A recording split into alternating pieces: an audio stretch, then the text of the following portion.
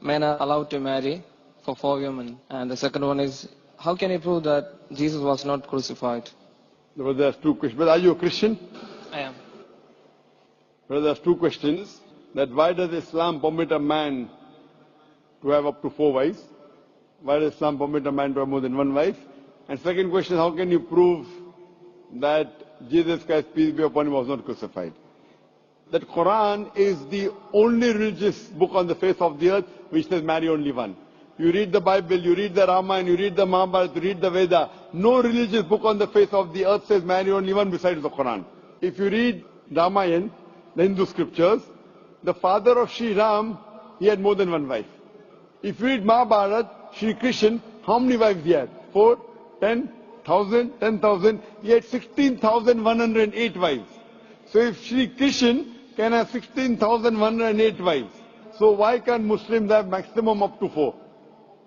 If you read the Old Testament, it says that Solomon, peace be upon him, had 700 wives. Abraham, peace be upon him, had 3 wives. So Old Testament tells you can marry as many wives as you want. Same as the New Testament says that you should follow Old Testament. So in Hinduism, in Christianity, in Judaism, you can marry as many as you want. It is later on that the church put a restriction that Christians should marry only one. It is later on Rabbi Benjamin Yehuda passed a synod and say that Jews should marry only one. Otherwise, previously, they used to marry as many as they wished.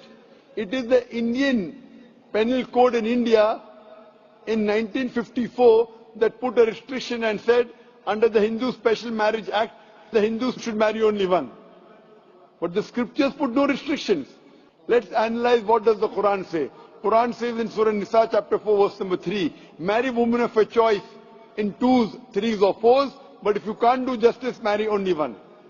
This statement, if you can't do justice, marry only one, is only given in the Quran and no other religious scriptures. Let us analyze why does Quran give permission for the Muslim men to marry more than 1 woman, maximum 4. The reason is that by nature, male and female are born in equal proportion. But if you ask any pediatrician, he will tell you, the doctor of the children, that the female child is stronger than the male child in fighting germs and diseases. So you have more deaths among the male children as compared to female children. So in pediatric age itself, the females are more than the males. As life goes on, there is death due to wars, due to alcoholism, due to drug addiction, due to accident. In all these cases, more men are dying as compared to females. So today in the world, there are more females as compared to males. In few countries, like India and China, the female population is less than the male population because of female feticide and female infanticide. In India, according to a BBC report, every day more than 1,000 fetuses are being aborted after they are identified as females. If you multiply this figure by 365, you get a total of more than 1 million fetuses are being aborted every year in India after they are identified that they are females. According to the Tamil Nadu government hospital report, out of 10 females born alive, 4 are put to death. If you stop this evil practice of female feticide and female infanticide in India, even in India, the female population will become more than the male population. Even in China, if you stop this evil practice, the female population will become more than the male population. Today, if you analyze, in USA alone, there are 4.7 million females more than males. In UK alone, there are 1.2 million females more than males. In Germany alone, there are 1.6 million females more than males. In Russia alone, there are 10.6 million females more than males. And God alone knows that how many females are more than males throughout the world. If I agree with you that one man should only marry one woman, and suppose your sister happens to live in America, or suppose my sister happens to live in USA, and the market is saturated, every man has found a wife for himself, yet there will be 4.7 million females who will not find life partner. And if your sister happens to be one of them, or if my sister happens to be one of the 4.7 million females who have not found a life partner for themselves, the only option for them is that she either marries a man who already has a wife or becomes public property. Public property, such a harsh word. It is the most sophisticated word I can use. I cannot use a better word. You know, in America, today the statistics tell us, on average, a man has 8 different sexual partners before he settles down with one. Having mistresses in USA is very common. 5, 10, 20, 30, no problem. Having more than one legal wife, it doesn't go down their throat. When a woman is a mistress, she doesn't get her rights. She is dishonored. She is not treated well. In Islam, when a woman becomes the second wife, she gets the honor, she gets the rights, she is treated well. Any modest woman, if you ask her, that would you prefer being a second wife of a man who is already married or become public property, they would opt for the first.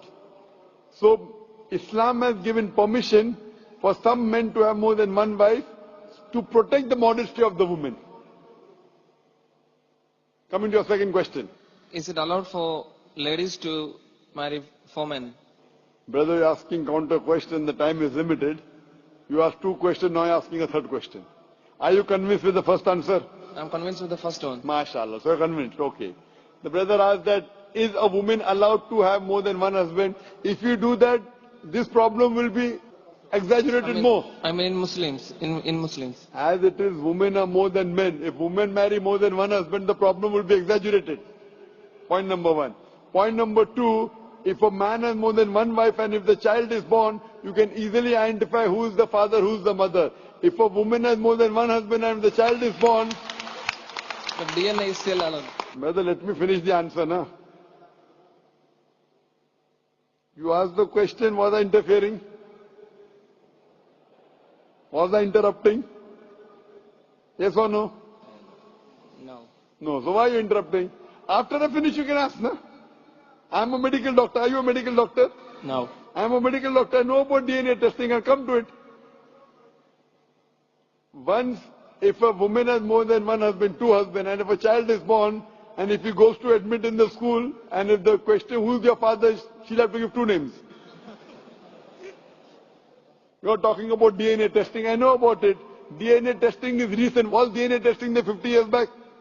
Was it there? No. It's a new recent discovery, yet it's not 100%. Even if I agree it's 100%, it is now, it wasn't there before. Islam is there since time immemorial. And this is not the only reason. Even if I agree tomorrow it becomes 100% perfect, this is not the only reason. Today science tells us that man is more polygamous in nature as compared to the female. Today science tells us that during menstrual cycle, the female undergoes certain psychological changes. It's not possible for her to do the role of multiple wives. But a man doesn't undergo these changes, it's possible for him to do a role of multiple husbands.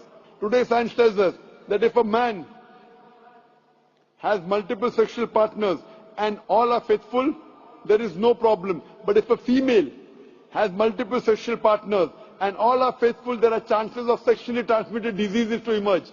And that disease will go back to the male partner.